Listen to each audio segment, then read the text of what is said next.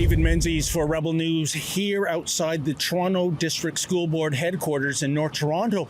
And you know, folks, we have a follow-up story to that baffling video that we aired when my guest, Sue-Ann Levy, the superb investigative journalist at Juno News, and I attended an anti-Semitism forum at a synagogue, only to be frog-marched out by security with the threat of police getting involved. I don't make this up. Check out the video footage. Asking questions, Rabbi. You're being obnoxious, Rabbi. Because he's being obnoxious. But you're being obnoxious. No, I am being formal and I'm being authoritative. I'm so glad I didn't get you to marry me 16 years ago.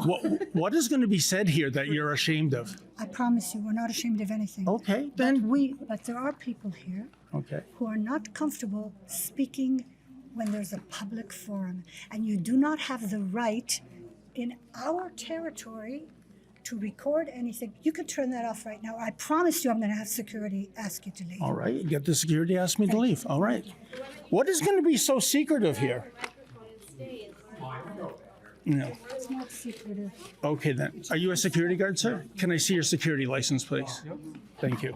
You know, isn't that unbelievable?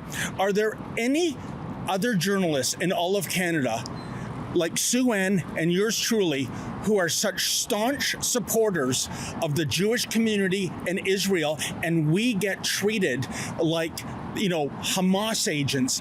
Absolutely unbelievable and unacceptable. But the reason why we're here today is that in the aftermath, Sue-Ann did a little investigating and might have come up with the real reason why we were kicked out. The TDSB is one of 5 school boards in Ontario that is now being run by the province. That's right. It has been so irresponsible, especially in the financial department, that the adults have taken over control of the school board. And here's the deal. The guest speakers were trustee Shelley Laskin and Toronto District School Board spokeswoman Sherry Schwartz-Maltz, which I always think sounds like a treat you'd find on the Dairy Queen menu. Anyways, they were there to speak, and maybe they realized, media's here. We're not supposed to be representing the TDSB. It's been under government control since late June. Maybe that was the reason. Sue-Ann, you wrote a superb piece about this in Juno News. Do you think that is the unspoken strategy of these two people that will kick those pesky journalists out and the story dies? But no, the story was bigger for both of us than it originally would have been if they just let us cover the forum. Yeah, it went viral, Dave, all over the Jewish websites and certainly on my Twitter page. And the reason I believe they kicked us out was because Shelley Laskin wasn't supposed to be representing the board at anything, at any event. She's not supposed to be in touch with any people, any parents or anything. Their laptops and their cell phones were taken away in June, and they were supposed to step back. And clearly by attending this, she wasn't stepping back. She was, and these people in the audience, they had no clue. They had absolutely no clue that this had A, happened, and B, that she wasn't supposed to be there. And I dare say probably Sherry Schwartz-Maltz shouldn't have been there because the board has been taken over by a provincial supervisor, and you know, they're not supposed to be out there representing the board in any way. But, you know, trustees continue to do so. They have activist groups they're involved with online, and even to this day, they're involved with parents. In the aftermath of the fiasco, you did some investigation, and I think you've adroitly connected the dots about part of the strategy to kick us out.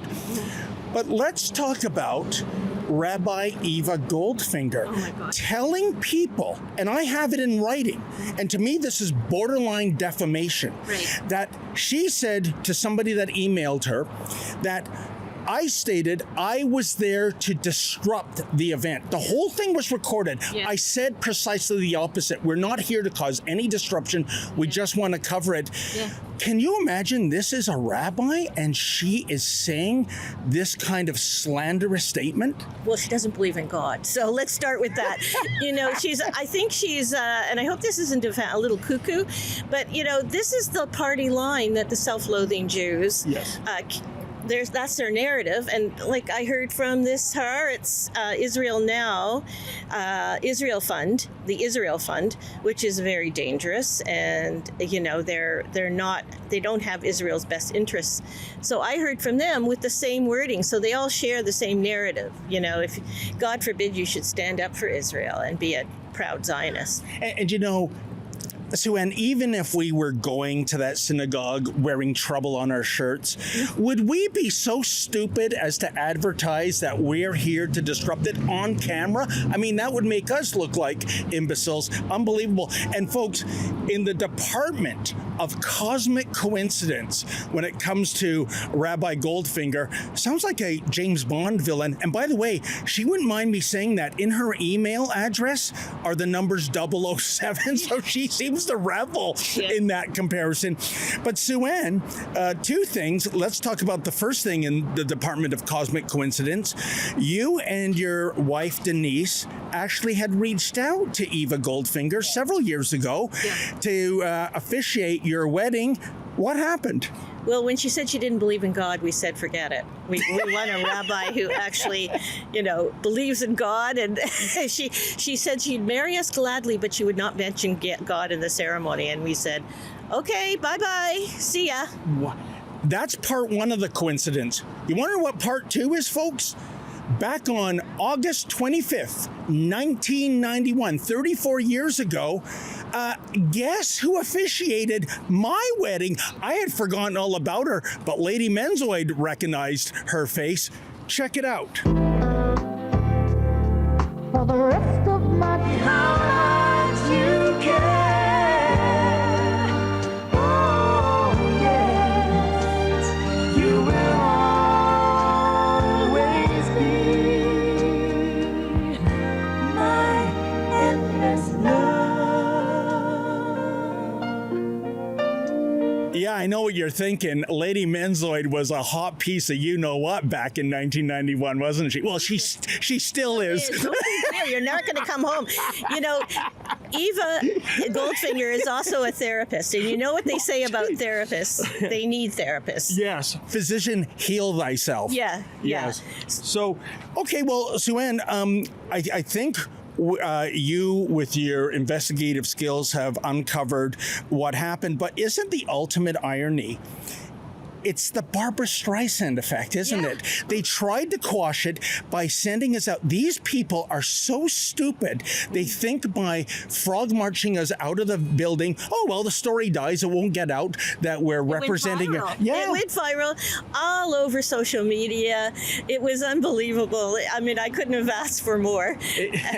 They gave us the story. Yeah, 100%. A self-inflicted wound. Moving forward, it's the first day of school today, of course.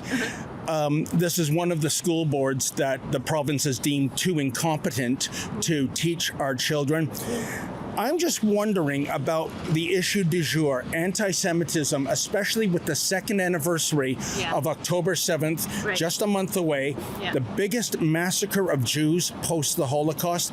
Is this board going to take this seriously, or are they still going to pretend the real issue is anti-Palestinian racism? Well, I can tell you something. With Clayton Latouche in charge, who is another DEI hire, and managed to get the board put under provincial supervision in 8 months on the job. So what does that tell you? With him in charge, nothing is going to happen. And in fact, my good friend Tamara Gottlieb at the Jewish Educators and Families Association already posted something about a Free Palestine comment and the steps of a school today. Security. Yes, hi, sir. My name is David Menzies with Rebel News. I'm here to see Sherry Schwartz-Maltz. Welcome. Thank you. Oh, okay, David? Cheryl's at home. Oh, she's at So home. you'll have to, I'll put her on the phone. Maybe you can make an appointment. Oh, okay. Thank you. Now, folks, I did email about a week ago Sherry Schwartz Maltz. Haven't heard back from her, which is kind of funny. She is the media relations person. Sorry, And guys. Unfortunately, you're not able to do any filming on the property. You could absolutely step down and do it. Just Okay. be on. all right. Isn't this a public institution? Yeah. Further down, yes, but we are a private institution. No, Actually, you're not. We're publicly funded, but Yeah. we are a private No, you're not. institution. Okay. You're not private. You're not If private. I'm not gonna argue with you about Well, it. so But you're not free to like walk into like this. You're not free. Like that's why we buzz you in here. Like Yeah. the city is like it's literally. that's public. new. I noticed. I used to walk in here with Yeah. getting a lot of angry It parents. Or absolutely is. Don't start with the private stuff because you're Okay. not. It's Okay. a public. Don't worry. why doesn't the media spokeswoman, sir, come out? And but besides, where we were filming, Sorry, we're not filming anyone's. Those are fine to do your filming. You Yeah. just can't film on school property. Okay, which is a publicly funded building, correct? As well, please stop filming me. Okay. Yeah, Well, you guys you just gotta you stop. interrupted our shoot, sir. You know. How can I help you? Doesn't this tell you everything about the Toronto District School Board? They will ignore bullying. They will ignore anti-Semitism.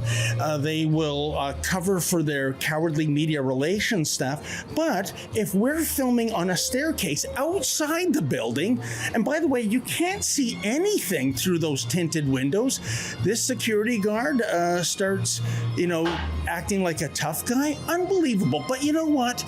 In the spirit of cooperation, let me walk down these 10 steps and film on the sidewalk. Now, let's see. Before I was so rudely interrupted, as I was saying, folks, I was trying to get Sherry Schwartz Maltz on camera.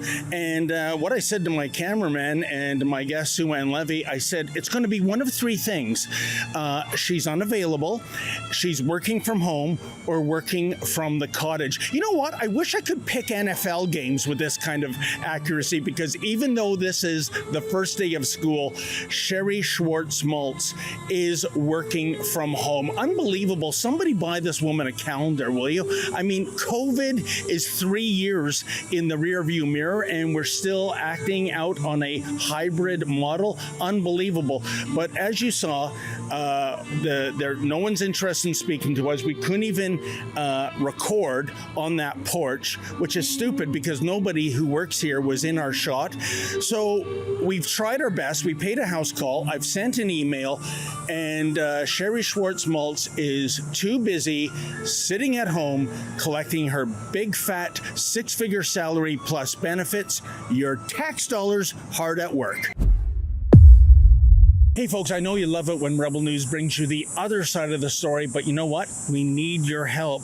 Unlike the trained seals in the mainstream media, we do not receive a nickel of Mark Carney's journalist slush fund. But here's where you come in. Can you go to rebelfieldreports.com? That's rebelfieldreports.com. And if you're able to, kindly make a donation. My thanks in advance.